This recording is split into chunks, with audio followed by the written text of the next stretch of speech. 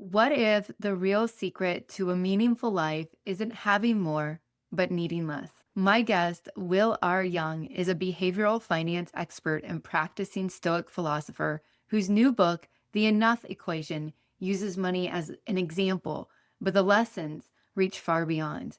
Today, we're going to explore what happens when we stop chasing more and start designing lives rooted in sufficiency, freedom, and peace. So, if you've ever wondered whether the constant striving is costing you presence and joy, this episode is going to have you rethink what enoughness means to you. Let's do this. Hey, Will, I'm so excited that you're here. Welcome. Thank you. Thank you for having me. I'm very excited. So, I want to know a little bit about your own journey and what led you to be interested in finance and bringing Stoic perspectives to finance and this question of enoughness. Well, there's two important questions wrapped up in one. The first is I felt that the field itself brings a certain type of person. Just like when you watch The Wolf of Wall Street, it naturally pulls people in who are a certain type of attitude and just they want more, more, more. Greed is good. It just naturally pulls those type of people in. I'm not one of those. I've never been that type of person. I have a lot of passions outside of it. I do a lot of charity work. But that doesn't mean that everybody who's in the field has to be that way. And I knew I enjoyed the mental challenges of figuring out how to be good at this type of stuff.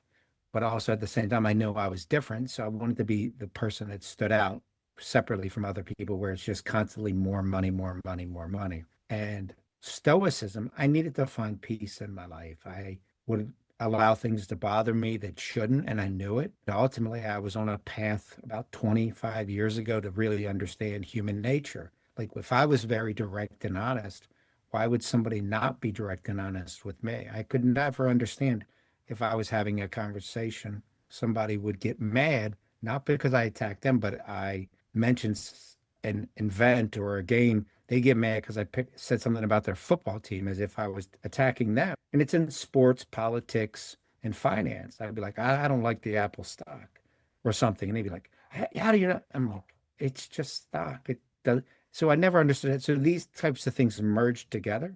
And Stoicism was a foundational moment for me in 2011 where they would talk about the same things. People were getting caught up at the Coliseum. The mobs were wanting more violence and all these other things. And the people were being distracted from their own lives following these sporting events. And Seneca was talking about walking. And he's like, they're focused on things that mean nothing to their actual life. So they merged together. And that's like kind of the merging. And I was like, yes, that's what these football games are. Now I will watch games because my dad likes it and makes him happy. It's fulfilling for me, but it's not fulfilling for me in terms of the game. It's fulfilling for me to see my dad happy when I take him to a game.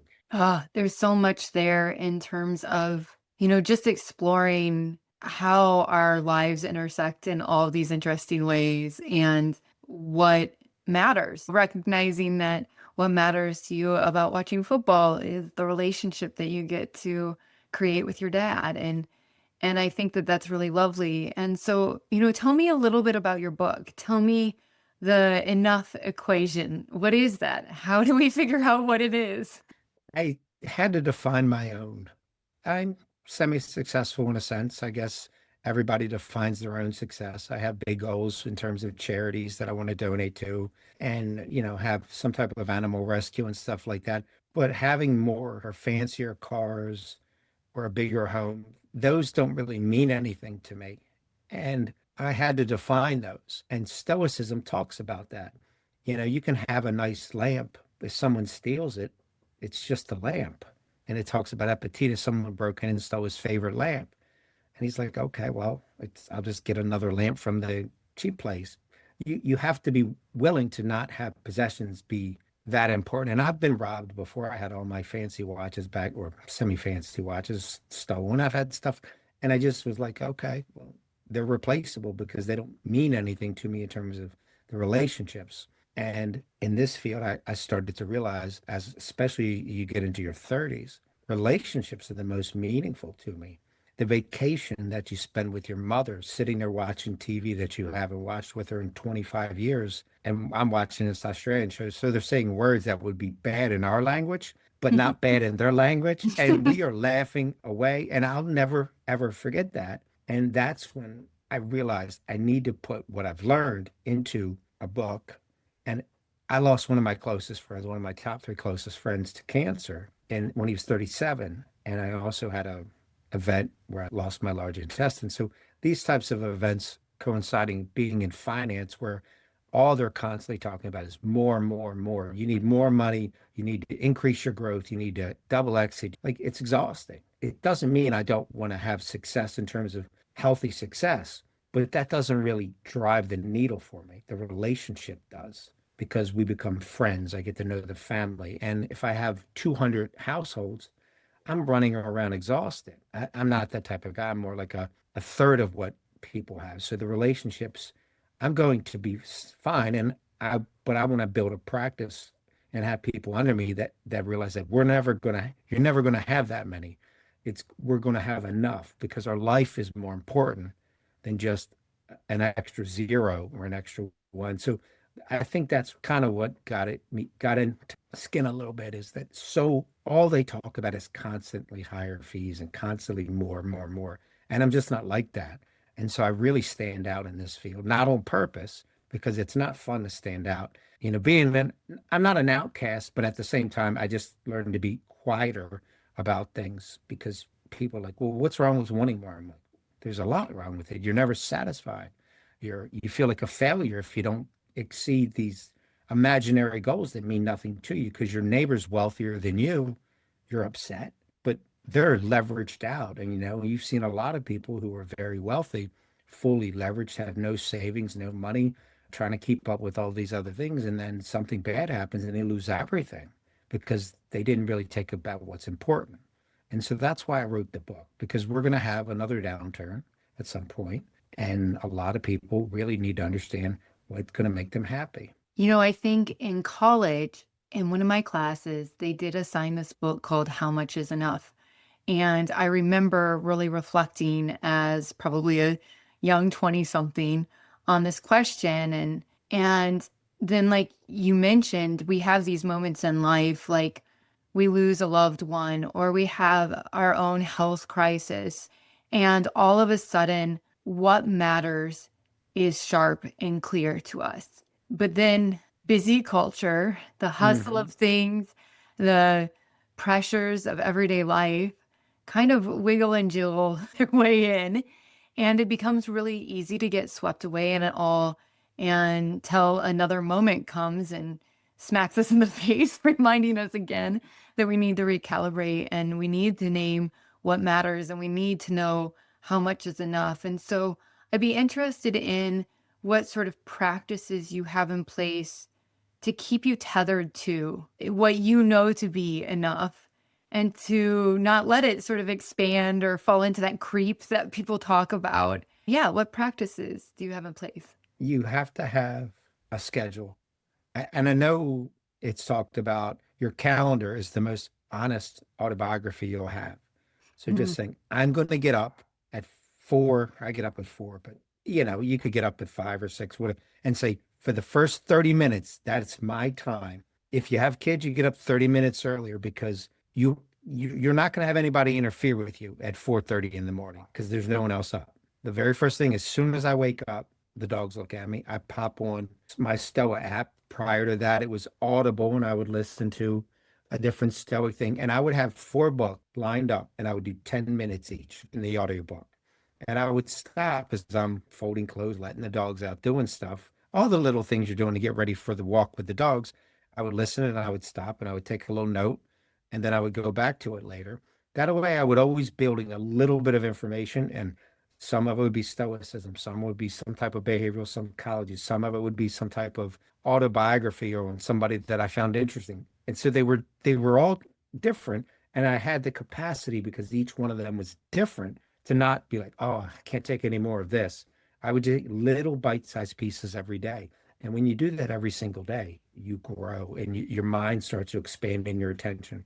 And then meditating 10 minutes every day the practice of just tuning everything out. And that was hard for me because I'm in the stock market and all these things can be crazy one time.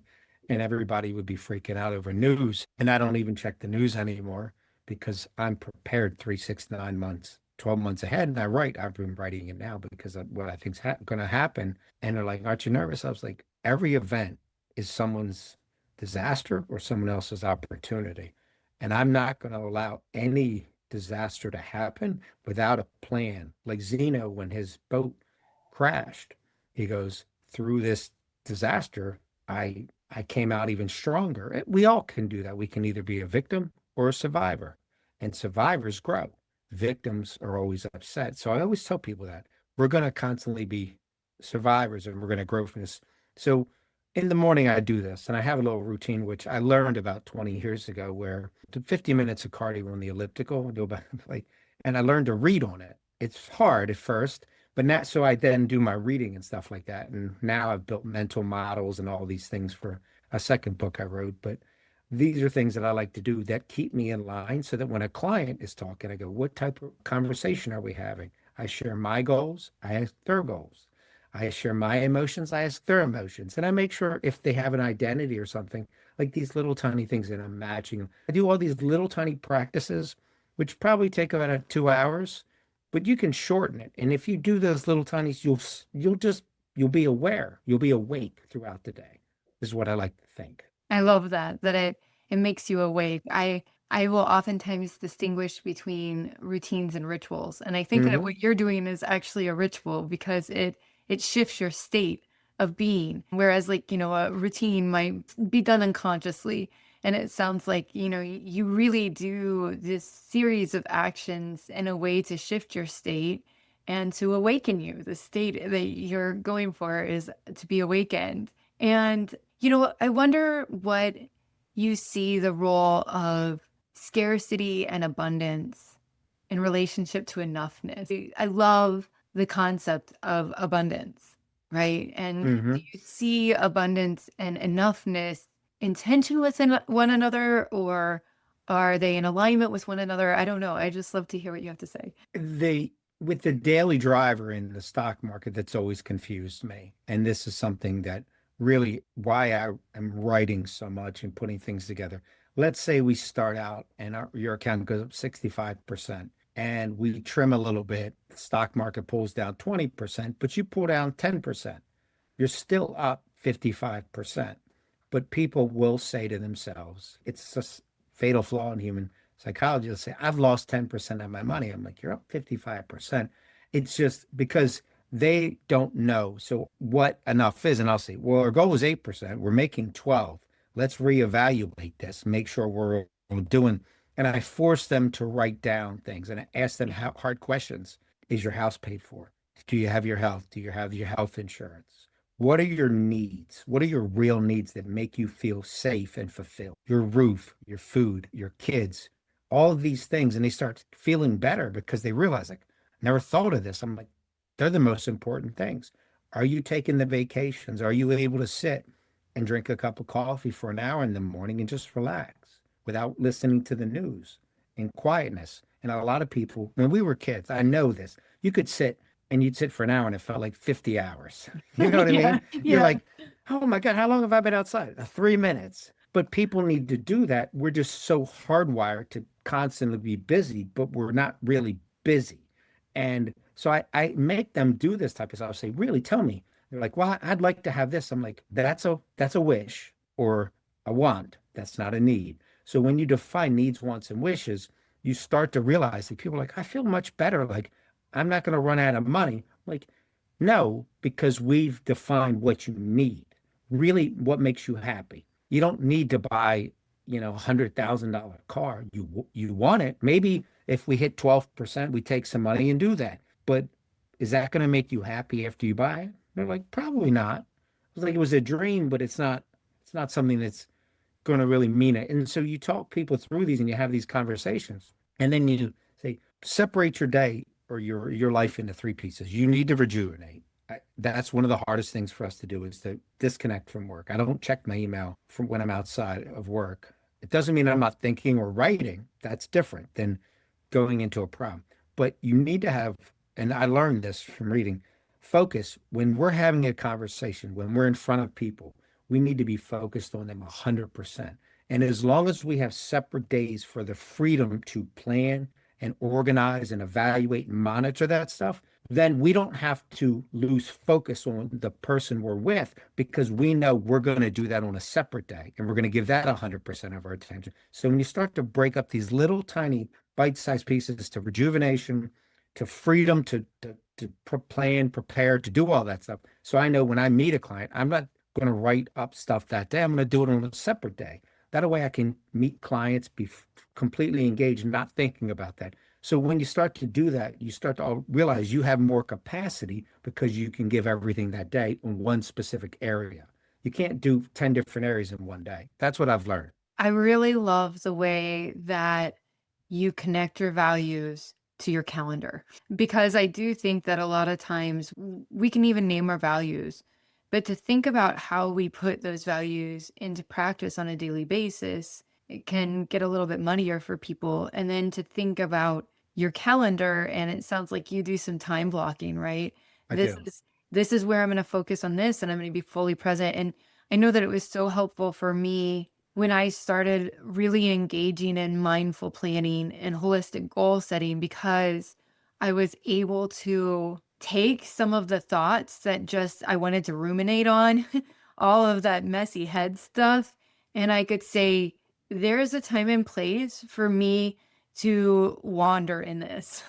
But right Hmm. now, I can just be here and how beautiful that is, and the stillness and the peace that comes with the ability to be present is so wonderful. So I'd love to know, are there other things that you do with your clients to help walk them to this place of answering what is enough for me? I do share my story so that they understand. I've done all kinds of different charity. I went to rescue orangutans last summer. And I explained to them, like, when I know there's a slow period, when I clients are all away on vacation and stuff like that, I go away for 2 weeks and I disconnect. And I was last year, I went and I was in the jungle for 11 days and I was like, it was 125 degrees every day. There was no running water. It was hot. They're like, was it So hot. 125 hot? I was like, it's a rainforest. And I said, these are things that are passionate to me. I like to surf. I do surf a lot. And surfing to me disconnects me from everything. You're at the waves. And I tell them, I say, "Look, I'm sitting out here, there's waves coming in. I can't check my phone or I'll get run over by a 6 foot wave. Then I'll be thrown around and I'm paying attention to something outside of my daily. And that's important to me. And you need to walk the dogs. You need to do something like that or join activities, whether it's I do pottery or I do fused glass with my sister occasionally. And I'm not an artist, but I really enjoy making elements because it's thought provoking. And that me and my sister get stuck there laughing at each other for 3 hours. So all of these things are now priorities in my life, besides just focused on money and talking business or talking over. So I tell them hobbies, and they're like, you did pottery? I said, yeah, it was, I mean, I could meet somebody there, I would think, because I was the only man there, and I'm the only man in the fused glass class. So the last time I was there, a guy was there with his wife. And I was like, well, I came here willingly, and you did. So, we had great conversations and we're laughing, and all of a sudden I'm making friends. And one of the things when I talk with clients now is they start to, when they retire, build friendships in a lot of the groups. And now they're like, oh, that's my girls in the travel group. And then when I say girls, it doesn't matter if you're 70 or 80. It's because, you're with your girls, or you're with your boys, or you're with your friends. And you're always going to say that because I'm always little Billy to my mother and family members, and I'm 52. So, but, these relationships, and I share these stories with other people so they know, like, it's okay to be that way. It's okay to spend more time. Don't focus on your money. I'll take care of that. And if I don't do a good job, you'll know you can let me go. But I'm also always in front of them. And once they get comfortable, I'm always chasing them down. I need to meet with you. I just want to touch base, make sure everything's okay. Is there anything coming up? Anything I should be aware of? Because a lot of them do get into these fun groups, and you only have a window of say 65 to maybe 78 where you're really busy doing that stuff in retirement. So I also push them to do stuff like retire a year early because at 80, you would have probably done everything you did. And if you want to talk to five other people, they'll tell you that they get tired, they get slower. So the stories I share and the connections I make with people is really the enjoyable part of understanding what's important, and then what you're going to want to do. And so I think that that is something I try to really stress as I build these relationships with people.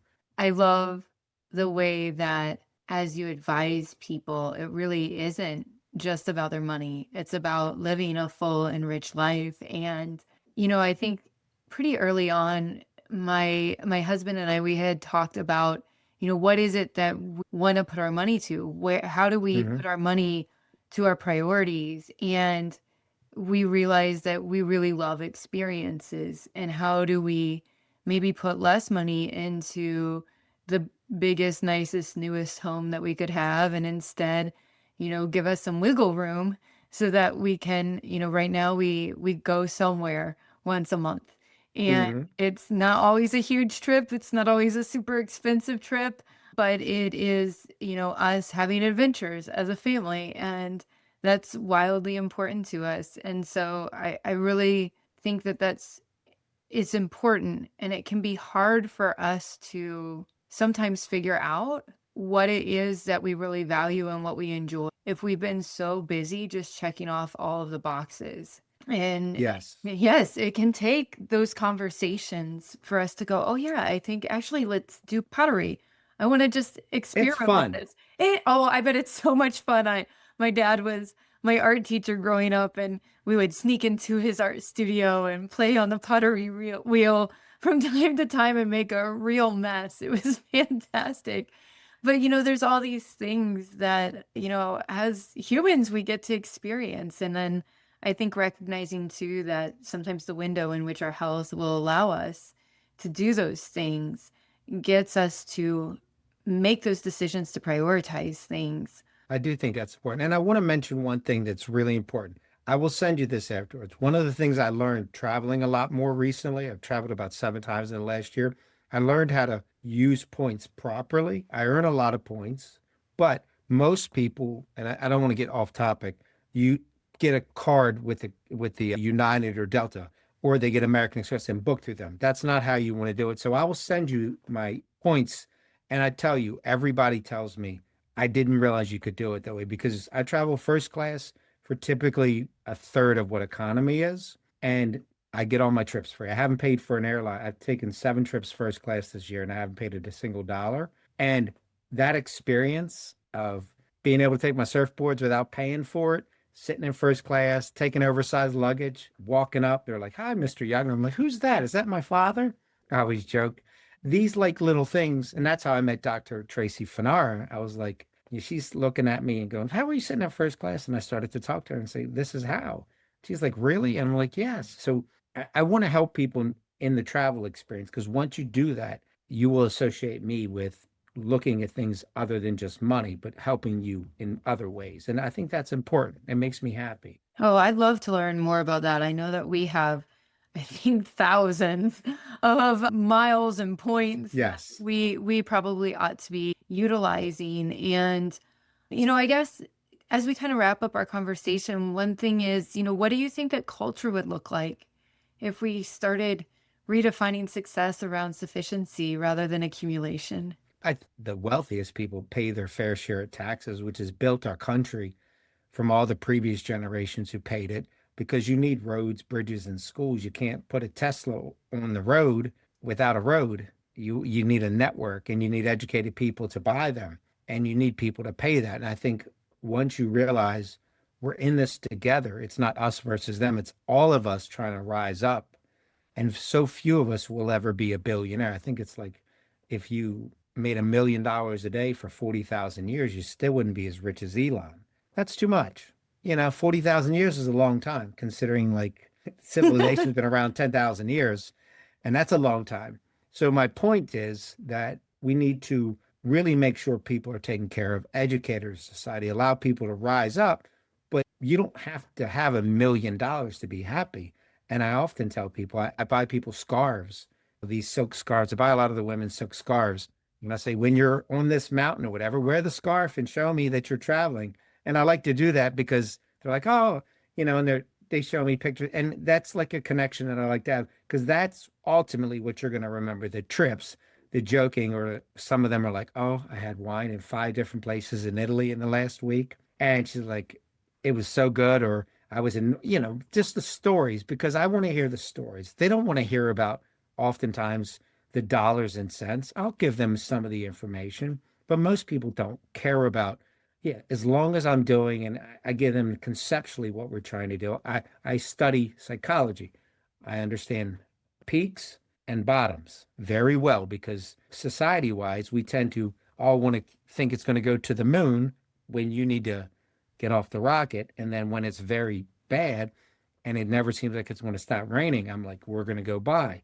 That's easy for me because I'm not built like other people. So the stories we share are going to be more impactful. And they also I love hearing them because I like to see people happy, and you get happiness from being with other people. That's in a world where our idea of browsing is on the web. My idea of browsing is being out in the water or running around with that's the original browsing, running with your friends and browsing the streets. Yeah. You know, I've never been incredibly money motivated. But one of the things that has me super lit up about this conversation is that what does make me jazzed about having financial goals and doing the thoughtful planning and thinking about what is enough, the idea of being able to cultivate amazing, beautiful memories and stories, and then the idea of being able to be wicked generous and, being able to offer up those opportunities to other people really lights me up. Like, that gets Yes. me pumped. I'm like, "Let's go." So, Will, if people wanted to work with you, how could they do that? How can they connect with you? You can just do a Google. I use DuckDuckGo because I don't want everybody tracking me. DuckDuckGo is a great alternative. Wilryoung.com. And then you can find everything there. My tagline across the board is wealth, wisdom, and virtue, and the pursuit of less. It is important. Look me up if you have questions or you want the intro to points. I'm not going to sell you anything. I'll send it to you. I'm going to send it to Danielle. I promise you. I just went on a surfing trip with like 15 people. I sent it to all of them. So many of them are like, I can't believe it. I don't have to pay for my surfboards ever traveling again. I'm like, no, you don't. And they'll charge you $300 each way. It's crazy. So little things like that give me joy because they know I'm looking out for them. And I know when they're traveling, they're like, this guy's looking out for me. And, maybe it'll pay me back in some way, but I don't care. The airlines, they beat us worse than the bags. So I have no problem getting one over on them. Well, I can't wait to dig into this. And I also am so grateful that you are built differently and then sharing your wisdom with other people that we might be able to get a glimpse of the world through Will R. Young's eyes. So thank you so much for this conversation. Thank you.